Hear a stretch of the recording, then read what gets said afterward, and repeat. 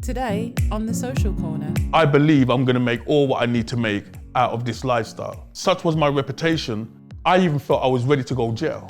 I suppose if I had a father or another male that could show me, how you can make a lifestyle out of football, maybe that kind of guidance would have helped.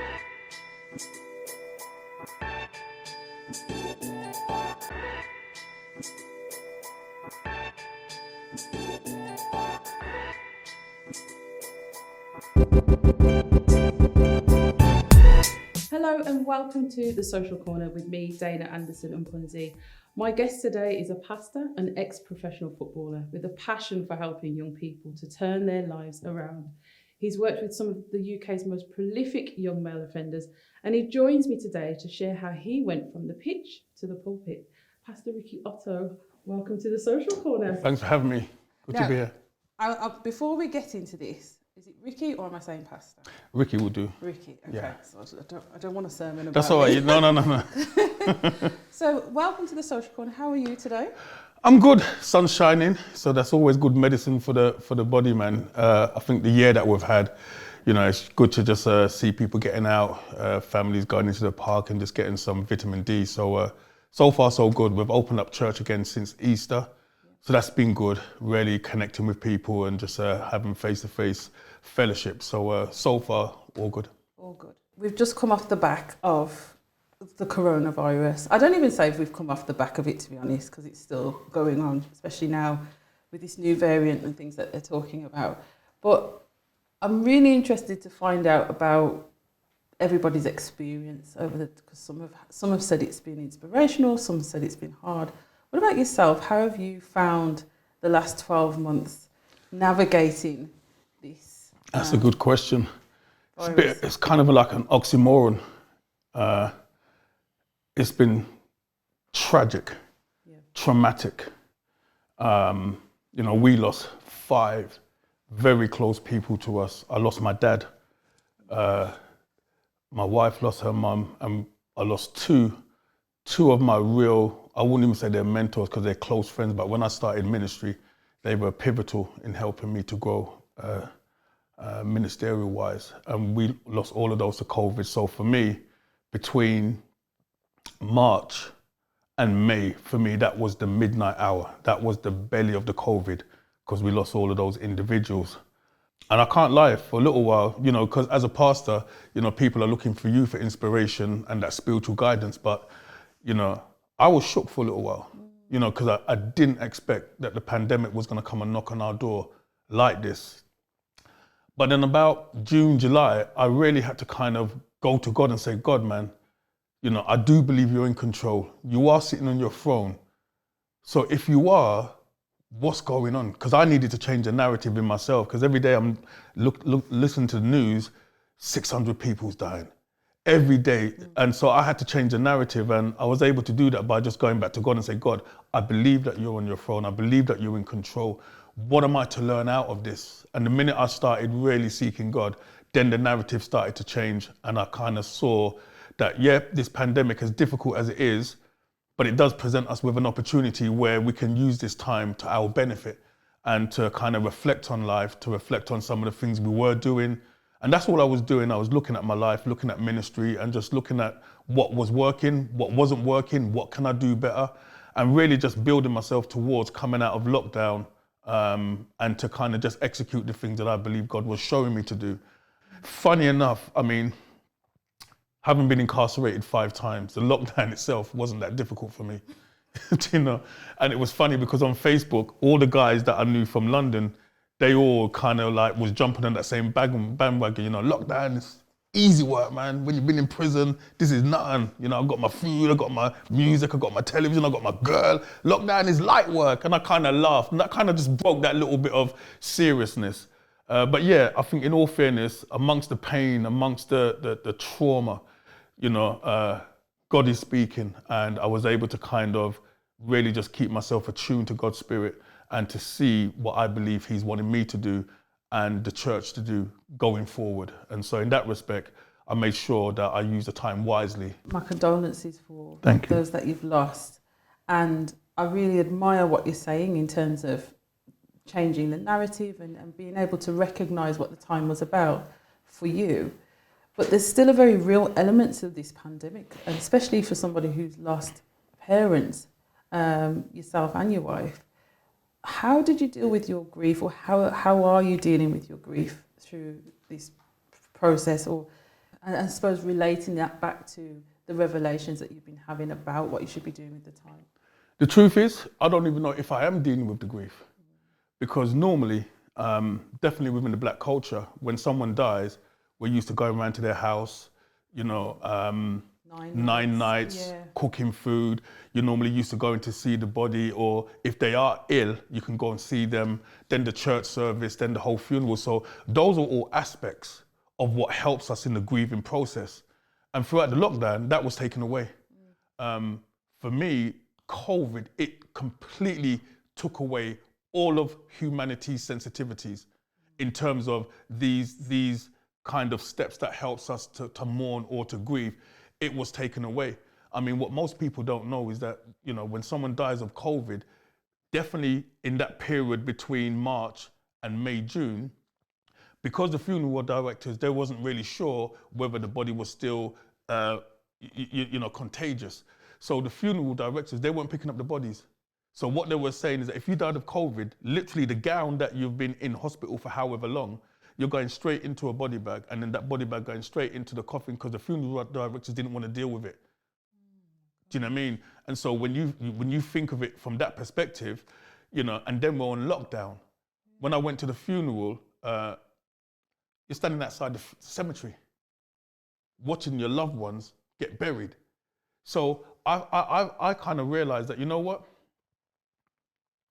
The lockdown kind of cushioned the grieving process, because it's not normal.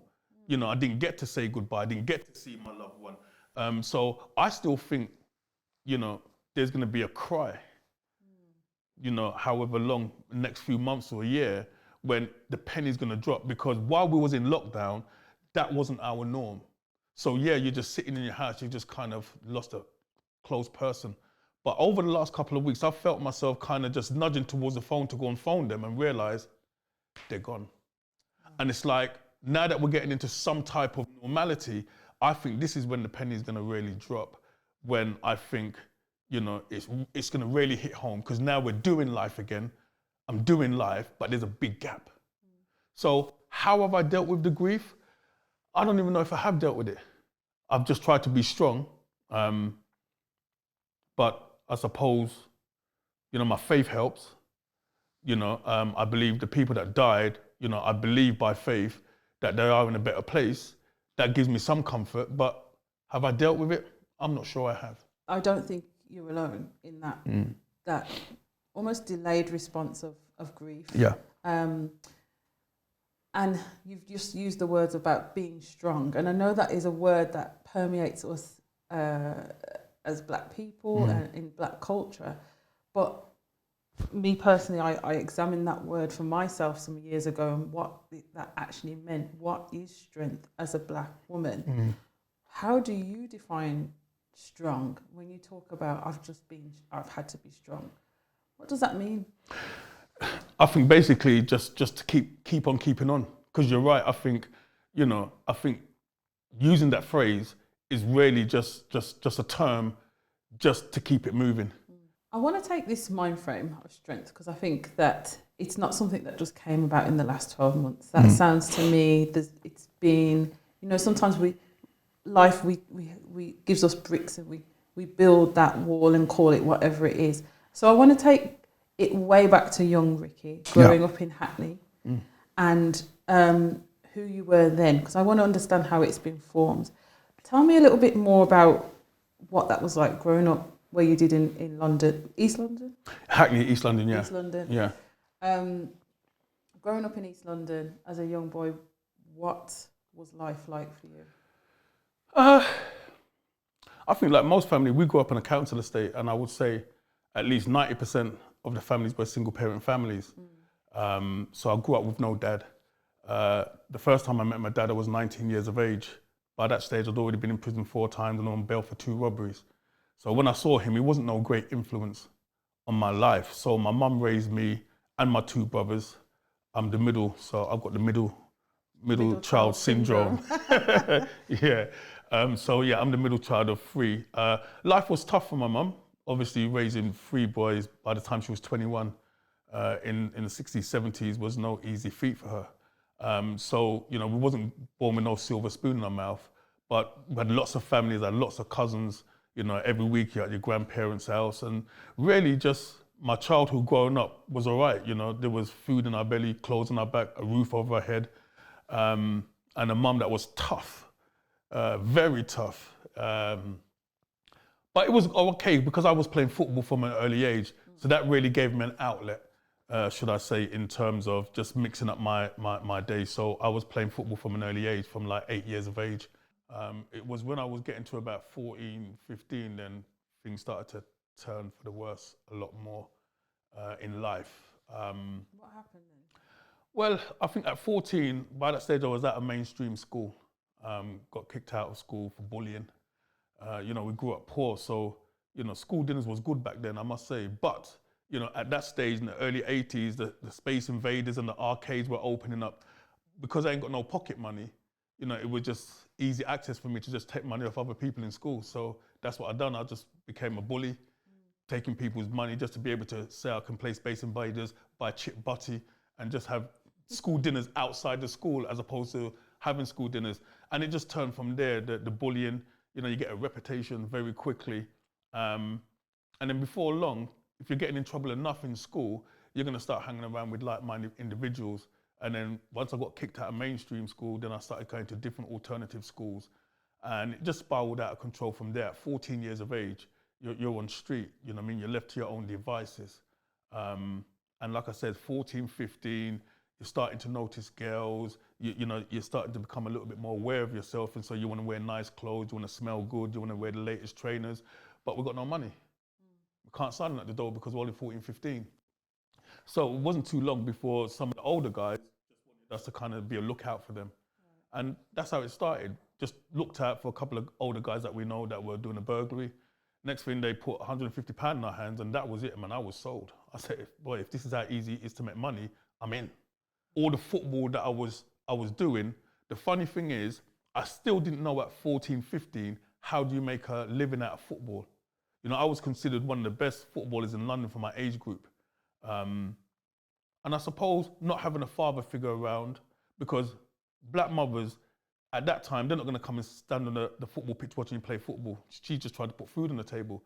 I suppose if I had a father or another male that could kind of show me, how you can make a lifestyle out of football, maybe that kind of guidance would have helped. But as it was, I was just alone to myself. I was going training 5 times a week. And then when I wanted to stay on the street long enough, I would say to my mum, I'm going training, but actually I wasn't going training. I was going to the youth clubs and then to the discos. But football gave me the perfect excuse to stay out late. And so when I started hanging around like-minded people, you just want money to be able to fund your lifestyle. And so that's what we've done. A big catalyst here is money in this stage of your life. And this might sound like an obvious question, but did you know you were poor? Yeah, I knew we were poor, have no money or nothing, because for myself, playing football, I didn't realise, and it was only during lockdown when I was speaking to my wife, that I was doing some groundbreaking stuff. Because, I was playing for certain football teams where I was the first black player to play for this all-white team. And so what that done, that gave me an insight into their lives, their lifestyles, the way how they're parented.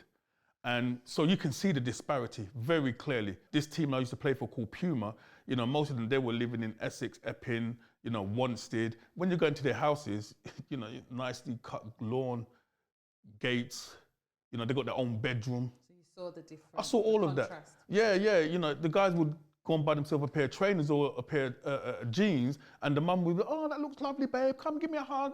And I'm sitting there thinking, really? I bought a pair of trainers and nothing, never heard a word from my mum. If anything, she's just telling me how much she had to spend, make sure these trainers last. So you kind of get a gist of the difference in life.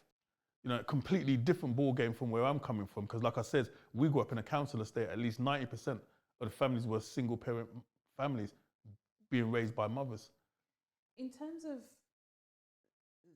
how you grew up and understanding that at that young age, you know, I talk about this a lot, saying, you know, I don't understand why they don't teach financial literacy in school, and establish across the board good relationships with money in young people.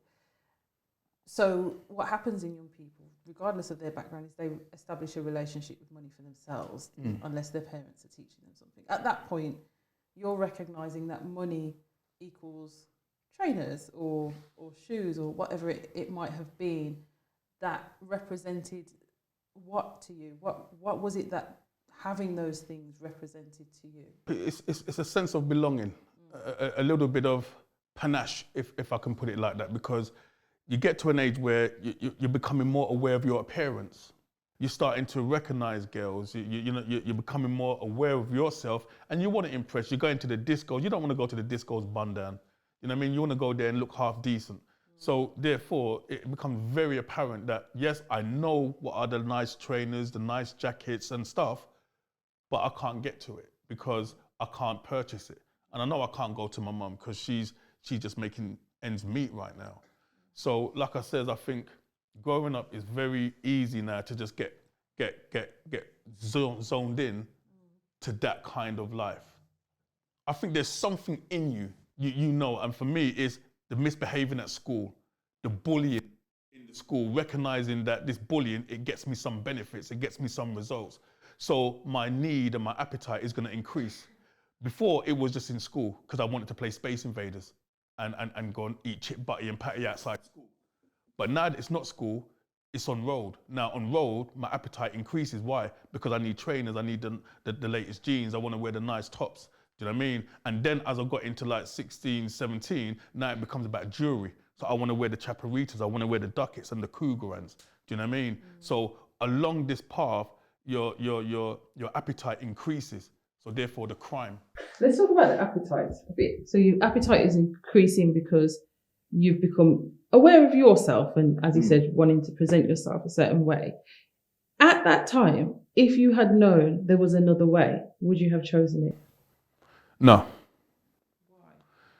Because, and I don't know how much people would admit to this, but when you're gaining a reputation, you know, and that reputation, it puts fear into people. And when you're going to certain parties or certain raves, people are pointing you out. There's Ricky Otto, man, there's such and such, such and such. You know, there's something that you enjoy about that. Do you know what I mean? It becomes very intoxicating. So really and truly, you're feeding that reputation. So I think I've had a few people try to talk to me because remember, I was talented at football from 8 years of age. Do you know what I mean? And you know, there was a few people along the way that tried to talk, but it just went through one ear and out the other. Because by this stage now, I'm heavily entrenched in this lifestyle. I believe I'm going to make all what I need to make out of this lifestyle. And funny enough, you know, such was my reputation, I even felt I was ready to go jail. So when the opportunity to take another suspended sentence came across, and to do some community order, I refused it, knowing that if I refuse this, then I'm going to get custody. But by this stage, I was ready for custody because now I needed to make sure I can handle myself in custody. So what was happening mentally at this point? Because to say you're ready, you're talking mentally, about... I'm a bad man right now. Well, I mean, jail's not the travel lodge, is it? So, like, no. You were really thinking that this was a good place for you to go to at that point? Yeah. And again, it's funny because it's the mindset. And the funny thing is, as you've said that, I think back to growing up and hearing young guys I know saying, I'm ready for, I'll go to jail. And I always used to think, what's going on in jail? You know, it sounded like this party that everybody wanted to go to. But the reality of it is that's not what it is. What would make you want to go there or feel that that's the next step for you in life? I think again, it's a kind of a road mentality where, again, it's all about your reputation. And I think at some stage, you kind of start thinking to yourself, would you be able to handle yourself if you was to go to prison? And again, you have to remember, because of the lifestyle choices that I've made, because of the things that I'm doing on a day-to-day basis, it's inevitable that I may come into contact not only with the police, but with the prison service, because I wasn't about to stop doing what I was doing. I was enjoying doing what I was doing. It's what I believe that, well, this is where I'm at. I've got this reputation, do you know what I mean? I want to make money. You want to be known as someone that is a money maker, but also someone that can handle himself. And like I said, it can get quite intoxicating, that kind of whole notoriety, going places and people fearing you and, you know, things happening just based on who you are. And so, yeah, I've been arrested on numerous occasions, but as a juvenile, it just seemed like every time I went to the juvenile court, I just kept getting supervision orders. And literally, when I turned 17 in November 1984, I remember the judge, he was getting ready to give me a community order. And at that time, community order was either, you know, you're cleaning up some gardens or some part of the community, or you may have to go into people's houses and help out. So I remember the judge, he was saying, right, we're going to give you a 12-month community order. And I just said, I'm not doing it. He said, I beg your pardon? I said, I'm not doing it. He said, you know what you're saying? I said, yeah. I ain't going to clean up no one's house, and I ain't doing no community order. Wow. Do you know what I mean? So I knew what the consequences were. But at this stage now, I'm 17, as stupid as it sounds, I just felt like I just wanted to go and test myself to see if I can handle prison. Do you know what I mean? And so I got 25 months to run concurrent, which basically was just 5 months in November 1984. After 2 weeks, I said, I ain't coming back here again, man. You know what I mean? I'm not coming, and I'm talking to other guys who's been in prison 3-4 times. I said, you idiot, what are you doing coming? I ain't coming back here no more. But what you don't realize is once you've been incarcerated, anytime you get arrested and you go before the judge, you're getting put on remand. So needless to say, I done okay. You know, it wasn't traumatic doing that prison sentence. And did I come out and did my reputation shoot through the roof? Yes, it did. And I just continued with that lifestyle, but thinking and believing, well, I've made connections with other people outside the area. So I was touching base with men from Brixton, man from Lewisham, and all of this gave me a sense of, you know, becoming more sophisticated, becoming more kind of clued up in terms of crime, because, you know, you want to make money.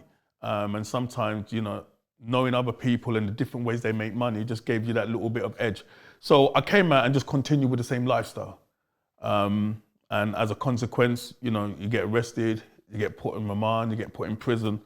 And that's how life was between 15 to 19. At 19, that's when I got my biggest sentence, 4 years, and served 3 years of that 4-year sentence. You literally most people well, not most people, but a lot of people transition and talk about the difficulty of transitioning from adolescence to adulthood, just in everyday life, you know, leaving school, getting a job, whatever it might be. You literally had that transition period in prison. Yeah. Here you are now with the big guys.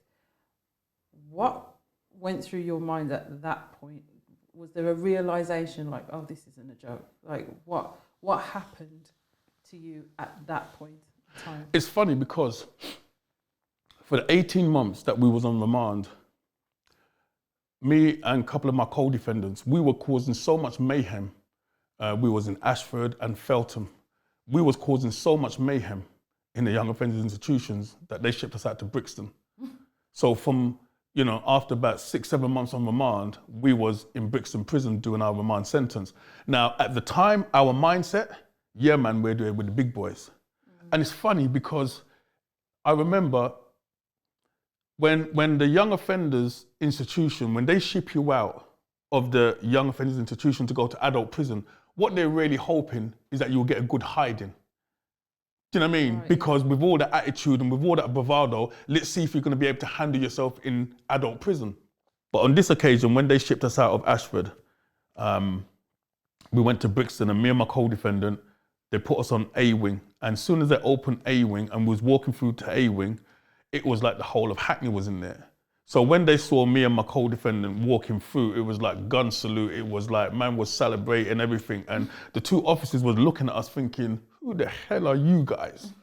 Do you know what I mean? Because at that time we were just like 19, 20. Do you know what I mean? And so that didn't help in the sense of them thinking that, you know, this is going to be kind of an experience that we're going to run away from. If anything, that just kind of just took our reputation and our confidence to a whole new another level, because we're in Brixton. Do you know what I mean? And so we spent 4 months in Brixton, and that was an eye opener. But the realization really dawned on me when I got my 4 years, and I was in Wandsworth prison. That's when it dawned on me that, you know what, Rick? This is big man. I'm in prison with big man old enough to be my father. I can't be coming out of prison at 30 years of age, man. Do you know what I mean? Yeah. Especially as I know that I was gifted and talented at playing football. But the pivotal point for me came when I was in Wandsworth prison. And so I went to Wandsworth, and again, I still knew people, but you're kind of on your toes. Anyway, I went to the gym because another aspect of my custody was quite funny. Because I could play football so well, most establishments I went to, I was playing for the prison officers. So most Saturday afternoons, I would go out with the prison officers to play football. And then within the young offenders institutions, they would have football teams coming in on a Sunday to play football. So I was kind of a cheeky chappy. I wasn't someone that was trying to fight the system. I can get along. You know what I mean? I can have a good conversation. I was quite like that. I was never, you know, difficult to deal with. And so that's why when I played football and some of the gym orderlies and the prison staff saw that I can play football so good, to them it was like good because I can come out and play and they will win. When I went to Wandsworth and I played football, a couple of days later, 2 guys came knocking on my prison door. And, you know, when people come knocking on your door, you start thinking the worst. Yeah. So anyway, they said they wanted to talk to me. And, you know, naturally I'm saying, what about? These are prisoners? Yeah. One was doing 24 years, the other was doing 17 years. Okay. And they said, they want to talk to me. So I said, yeah, what about? And they said, come sit down, I want to talk to you. And they started off by saying that I'm taking liberties. They didn't use the word liberties, they used worse words than that. But they were saying I'm taking liberties. I said, what do you mean taking liberties? What have I done? They said, bruv, you're taking liberties, man. I said, why? Who are you and what have I done? They said, look, bruv, we was in the gym a couple of days ago seeing you play football. What are you doing in here, King? What are you doing in there? Because I can't get it. I ain't seen no man play football to this level like that in all my time in prison. And bruv, what I saw, you should not be in here. And like I said, one he was doing 24 years, other was doing 17, and they didn't consider themselves to be talented. They were in for armed robbery. But they were saying, bruv, if I had what you had, there's no way I would be sitting here right now. And they said, listen, if I was you, I would do this. And they said to me, don't serve the time. Let the time serve you. And I knew exactly what they meant when they said that. Don't serve the time, let the time serve you. What they were saying is that, listen, bruv, start preparing yourself now. Don't wait until you're EDR when you come out and start thinking about what you're going to do in life. You are gifted at football and you can still make a living out of football. From the man that I see on television playing football, there's no reason why you can't make a living out of football. Don't serve the time, let the time serve you. And so that's what they were really saying. Don't just gaze out the rest of your days in prison, sitting down doing nothing. There's a gym. Gyms in prison are good. Use it. Play football as much as you can. Start preparing yourself physically, mentally, emotionally, so that when you come out, if you get the opportunity, then you can hit the floor running. And that was it. Something just opened up in me. And I realized that this was the first time in my life that any male had spoken anything positive in my life. Right. Because I didn't grow up with my dad. And most of the guys that I was hanging around were all criminals. So therefore, criminals keep criminals together, don't we? You know, if there's anything positive that we're talking, it's about what burglary we're going to do. Let's go and rob that man. But this was the first time any male adult spoke something in my life. And I knew I was good at football, but sometimes you need the affirmation. And the minute they gave me that affirmation, that was it. I became a beast. I was just living in the gym. I was playing football 3-4 times a week. And I would just focus on coming out. And I said to myself, Rick, when I come out, I play non-league football. You can still get 200, 300 pounds a week. I'll go and work in a factory. Because by this stage, I realized that I've got to make some non-negotiables in my life. And one of those non-negotiables is I'm not coming back to prison. And so that's what I've done. I just lived in the gym. And when I came out, January 1990, Yeah, by October I signed my first professional contract. You came out in the January and you signed a contract in October? October of that year. So it's like, what, 9 months, 10 months? Yeah. Are you still in contact with them? I'm not. The funny thing is, there's like four or five individuals that I was hoping that I would have seen at some stage, because those two males in Wandsworth were pivotal, obviously, because they affirmed in me that I can make something of my life. And then when I went on to finish the rest of my sentence in the Isle of Wight, there was another 2-3 guys, a couple of them was in my dormitory.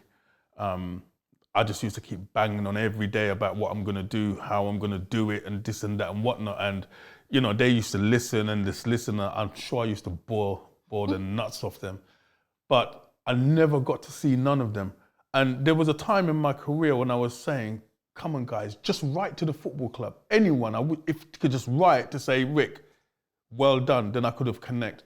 But that never materialized. I really wish I would have been able to see them, just to say thank you.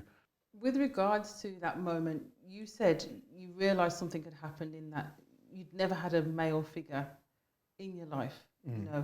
You had met your dad by this point, hadn't you? I met my dad. I remember prior. When I was on bail for the 2 robberies that I eventually got the 4 years. I remember coming home one day, and you got to remember there weren't no mobile phones or internet or Instagram those days. So I remember just coming home one day and my mum just saying to me and my brothers, "Yeah, Dad wants to see you." We just looked at my brother and we were just intrigued. Yeah, I want to see what this man looks like. Because I think up until that point, and at this stage I was 19, I only really have one memory of my dad, and I was about 3 or 4 years of age. So we were just kind of inquisitive to see what he looks like. And the funny thing is, even though I was committing crime, even though I was making poor choices in life, I still kind of knew what kind of man I would like to be when I grew up. And so when I met my dad, it was just out of curiosity. I want to see what he looks like. And it didn't take me long to realize that my dad is a hard-working guy, but he's just the life and soul of the party in the pub. Do you know what I mean? Him just a live-off woman. He ain't really doing nothing himself. And so, it took me a month before I realized that you're not no one that I need to respect. Do you know what I mean? Because you ain't showing me nothing. You know what I mean? You're just living off women, living in women's house. And, I picked up quickly, you're just going from one woman's house to the next woman's house. You're not doing nothing productive. You're just working, but it's like you're just working to make sure you got beer money. So he wasn't someone I respected. And then even when he tried to kind of, have that kind of, candid conversation with me, I just ran him. Because at 9 when he came that day? I was seeing him for about a 4-month period. Right. Before I got remanded. But I was never going to listen to him because he wasn't someone I respected. And so, for me, that was my only experience of my dad, those 4 months. And it wasn't anything positive. It wasn't anything that left an indelible mark on me in any way, shape or form. But I suppose timing, everything kicks in, isn't it? Because yes, I'm in Wandsworth, I'm serving my 4 years, I'm playing football, these 2 guys come and talk to me. I think I'm at the right stage at the right time to be able to hear something that's going to change the trajectory of my thinking. I went in at 19, I came out at 22, but there's still a chance for you, Rick. But this is it. Let's talk a bit about your career now. So you've gotten yourself signed. You must have been overjoyed, I suppose, at that time. And you've played for quite a number of clubs as well. Most notably for me, you played for Birmingham City. That wasn't your first club though, was it? No. My first club was Leyton Orient. Now, Hackney, what separates Hackney and Leyton is Hackney Marshes. So I remember when we was young, we used to bunk into Leyton Orient to watch their football matches. So I think it was quite ironic, that when I started playing football in July, a lot of interest was coming in. Because again, remember, football, that's my norm, really.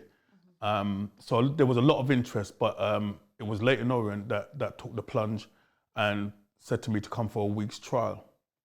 And like I said, I used to go home to my mum's house just to check if there was any phone calls. And so I come home one day and my mum said to me, Ricky, Frank something or another from Leighton Orient. I said, Frank Clark. She said, yes.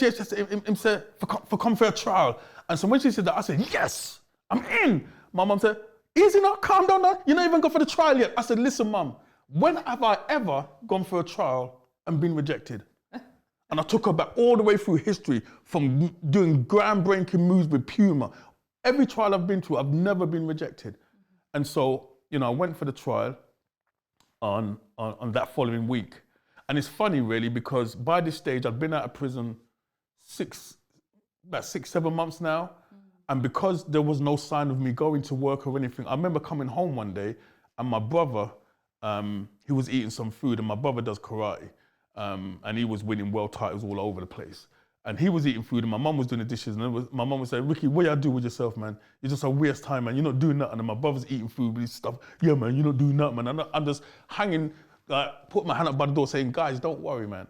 Yeah. It's going to work out, man. I'm going to be a footballer. My brother, no, man, you're chatting rubbish. You've been out 6 months, man. Nothing ain't going on. I said, trust me, it's going to happen. And so, yeah, when I went on trial for Orient, I think I knew after 3 days that I'm in.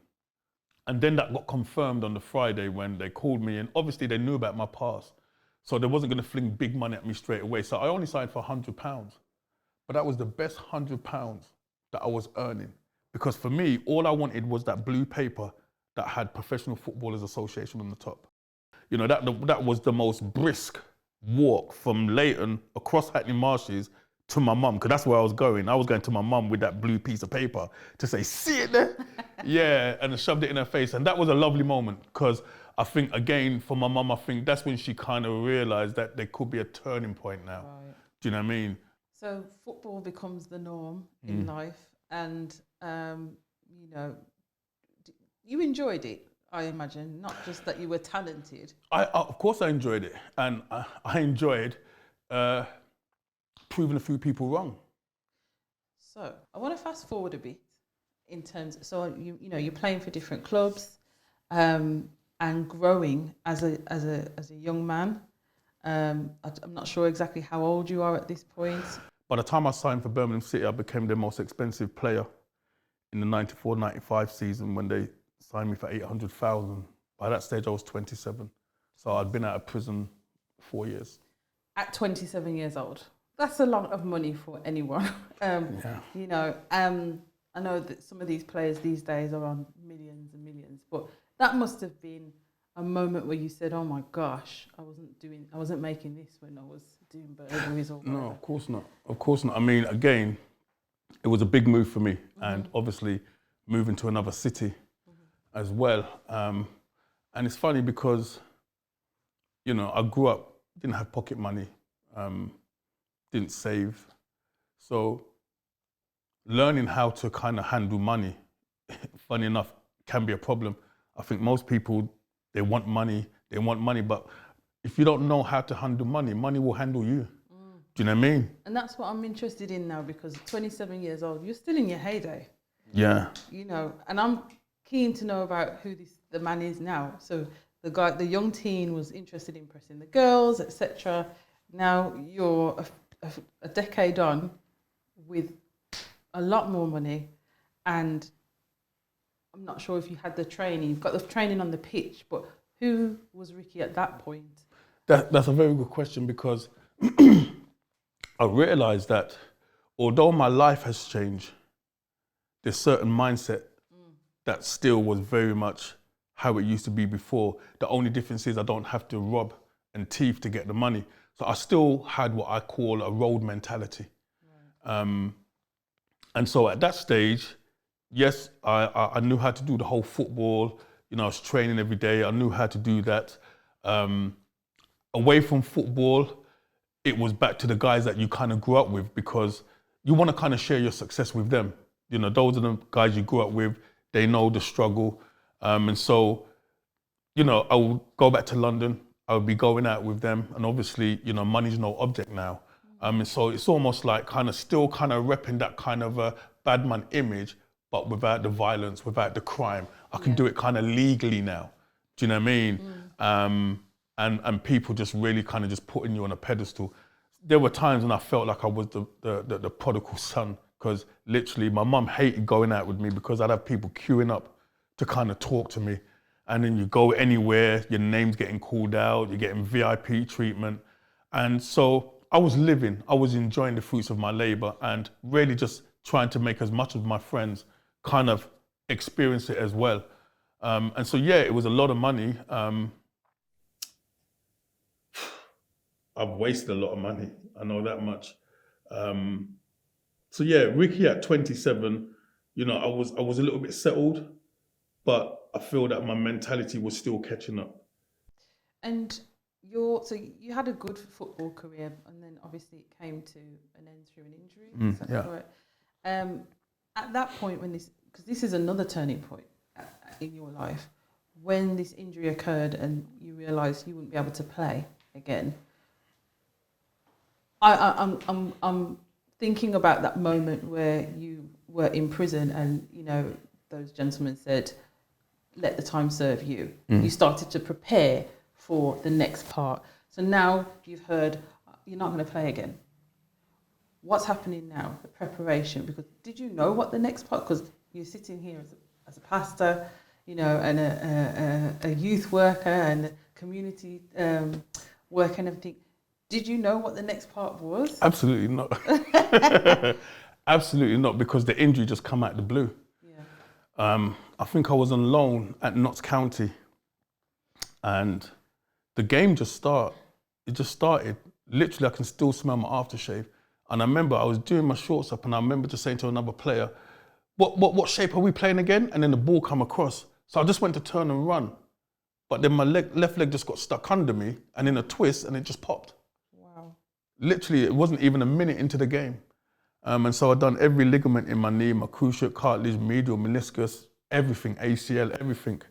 I mean, it's funny, because when I actually done the injury, I knew that I weren't going to play again. You had a moment like that before as well. Yeah, see, because something I haven't actually brought into the equation is feeling the presence of God in my life. And that was something that I kept kind of to myself. So when the surgeons were saying, don't worry, we'll get you back playing in about 12 months, I knew that I weren't going to play again. I just knew. But what I was going to do with life, I don't know. I wasn't too put off, because I felt I'd done enough in my life where I ain't going back to street. And remember, my non-negotiable was I ain't going back to prison. But in the process of that, I did know that whatever I was going to do, it would be to work with offenders. I knew in some way, shape or form, however life is going to pan itself out, it would have to incorporate working with offenders, because the reality is I left a lot of Ricky O's in prison. By that, I mean I left a lot of talent. There's a lot of talent in prison, not just in sports, but in art, photography, in so many different ways. But the unfortunate thing is, when people leave prison and do well, they never come back. One thing I'm really getting a sense of about yourself is that optimism has been a part of your life. Even if you don't know exactly what's going to happen, you know something is there, and you know that could be termed as hope. And I wonder where that came from for you, because you haven't talked about God or faith or anything in these early stages of life, or even throughout your football career. But yet you're saying that you did recognise something. Yeah, absolutely. I mean, remember, I didn't give my life to the Lord until 2004. Okay. But I felt the presence of God from 1988 when I was serving my 4-year sentence on the Isle of Wight. You know, now I was always respectful about faith. You know, I'd be lying if I said when we went to service in prison that I wasn't going there to go and get drugs from another person from another wing, because that's what you do in prison. Do you know what I mean? But after the transaction, I was always respectful in the service. Do you know what I mean? Because I knew there was a God. I didn't know Jesus, but I knew spiritually there was a God. So when I started to feel what I call that third eye, I can't explain it. I just felt this presence, but I couldn't explain it. So I just kept those thoughts to myself. And, you know, even when I came out of prison, there were certain things that would happen and I feel this presence. So I knew it was there, but I couldn't shake it off. I couldn't wrangle it. I couldn't figure it out. Something happened when I was playing a game. was at home in front of 26,000 people at St Andrews, and I played left midfield. So every now and then, when the ball's on the other wing, you can get those moments where you can just walk back and kind of just look at the game. And I remember just looking around the stadium, because I was saying to myself, gosh, been out 4 years. I've got more money than I can spend. Got Chris BMW convertible, private plate, living in Sutton Coldfield. Got everything a man desire. And I said, child, what am I going to do when my life finished? Because it don't get better than this. And I just heard God said, you're going to serve me. Yo, give me the ball. Come here. I just tried to distract what I heard. Give me the ball and play the game. So and then after, audibly heard. I heard him say, you're going to serve me. When I heard that, yo, give me the ball. And I just had to distract that. And then after the game, I went into the shower and I was showering. But now I'm in a somber mood. I'm thinking, you're going to serve me. Because what was happening now, I was going all the way back to 1988, that presence, that third eye.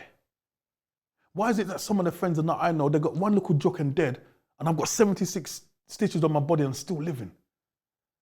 Caused so much trouble, but I'm still here. That third person, and then when I heard serve me, I knew what that meant. Christian. Nah, Jed. Can't become a Christian.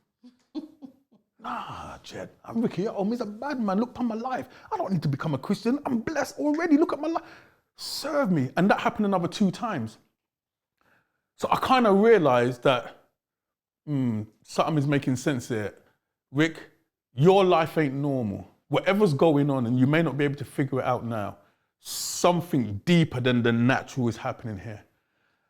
So with that in mind,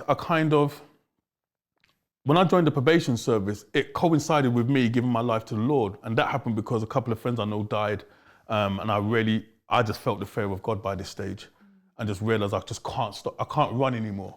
Do you know what I mean? Whatever God is going to want to do, he's going to do. And because I wasn't surrendering to him, I went through what we call the stripping process. So that's why when I got the injury, I kind of sensed that I'm not going to play again. This is the beginning of the stripping process. You see, because by this stage now, I'm holding on to my reputation. I'm holding on to the money I've got, the car, the house and everything. But because I wasn't surrendering to God, I just went through the stripping process, and it's like within 6 months, I lost everything. Business deals that I was doing went belly up, everything. And so when I kind of said, okay, God, it wasn't some surreal hallelujah moment. I love you, Jesus. It was like, what do you want with me, man? You were angry? Yeah, I was angry because I lost everything. I lost everything. And I'd done a deal with a friend that I used to play football with. We went into business. Then he was whipping me off. And then, you know what I mean? I'm standing at the bus stop while he's driving in a Mercedes convertible. Lost everything. Lost contact with my kids. Everything. House repossessed. Everything. So my conversion, it was rough. But because I was hard-headed, I think sometimes when you don't acquiesce to God's calling, God knows how to just take the rug from under your feet. And so for me, my whole step towards God, it was rough. So when I come to God and say, all right, God, what do you want? That was like years of just, I know this presence, but I don't understand it. So here I am, what do you want? So yeah, my first 18 months in church, I was vexed because I couldn't believe how I lost everything. You were under duress, it sounds like. Yeah, man, everything, man, everything. But God is not put off by that. But God's got my attention now. I'm interested to know how, so we know that you're serving God at this point because you've been saved. But how on earth did that lead from the probation to becoming a minister, a pastor, and going, literally, as you put it in your book, from the pitch to the pulpit? Yeah, I mean, like I said, I think once I heard God tell me I'm going to serve him, which made sense to all the presence that I could feel that I couldn't explain. When 2 of my close friends died, I went back to London, and one of the guys who died, he was a Christian. Now, he was one of the guys that I used to hang around with. I think he had a worse reputation than me, and he come from a big family, but I was close to them. And I remember when he gave his life to the Lord, man from London phoned me up, and they were like, Rick, I got some news for you. Sit down. This one's going to kill you, Dread. I said, what? And they said, Pundit on Christian. And they started laughing. But while they're laughing on the other end, the fear of God just went right down my spine because, you know, Pondy's someone I respected. And when he becomes a Christian, I was like thinking, oh gosh, man, you know, all the presence that I felt, and then hearing God say I'm going to serve him. And I was saying to myself, oh my God, man. Oh God, man. I was frightened. I was frightened. So I was in the barber, so I had to say to my friend, listen, man, I'm about to go into the chair. I wasn't, but I just had to get him off the phone because they're just laughing. Anyway, he died in his sleep. So I went back to London and I was talking with his sister. Normally, at the time, I would just stay at my mum's house. And I remember when I dropped her home, I stayed at her house for nearly 3 days. And she was just telling me about his life and how he gave his life to the Lord. She was a Christian and she was praying over me. And honestly, I opened up the Bible and it just started to make sense. It just started to make sense. And she was praying over me. She said she can see ministry in me.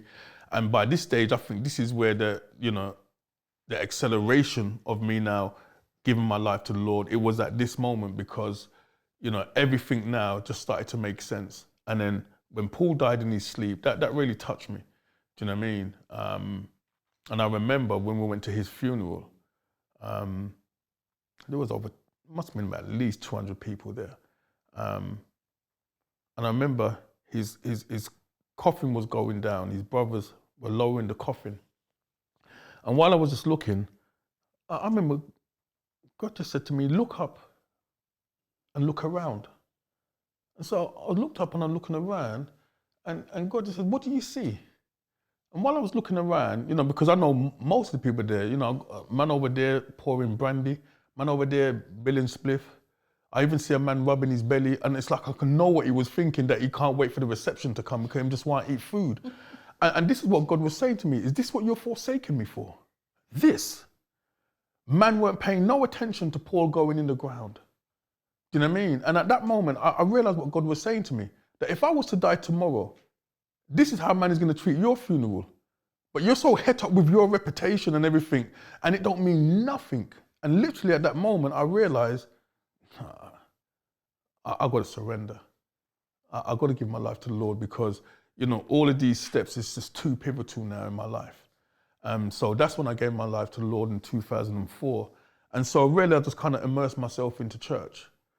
And I knew that whatever God was going to do with my life, you know, it wasn't just going to be just to come to church and sit down and sing Kumbaya. I knew that much, but I didn't know what. And so along the process of growing and just applied myself to Christian lifestyle, it soon became apparent that, studying God's word and, teaching God's word, that became apparent, and that's what I was doing within the church, and then preaching. And so, becoming a pastor now, I've been a pastor now for 4 years. I'm pastor of Birmingham Church. But we're one church in 8 locations. Our main church is in Forest Gate. The founder is a guy called Peter Nembard. Now, I've known Peter since 13 years of age. Pastor Peter, he reached out to me about 6 years ago, and we just connected, and that was it. I just saw the page of my life turn, and so we planted the Ark Church in Birmingham, and I've been pastoring the church ever since. And so I feel like how everything's gone, and I'm still learning. I'm still learning how to kind of just walk this walk by faith and trying to just deliver and execute everything I believe God would want me to do.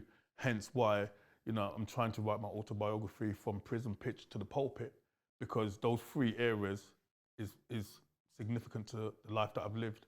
We've just seen, as we always do, sadly, a young boy lose his life in Birmingham.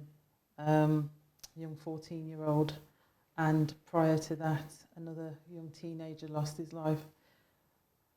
Seems like mindless killings, stabbings, and I'm not going to I say the word emergence, but I just say more so the awareness of county lines, things like that. You talked about in your early days being recruited by the older boys.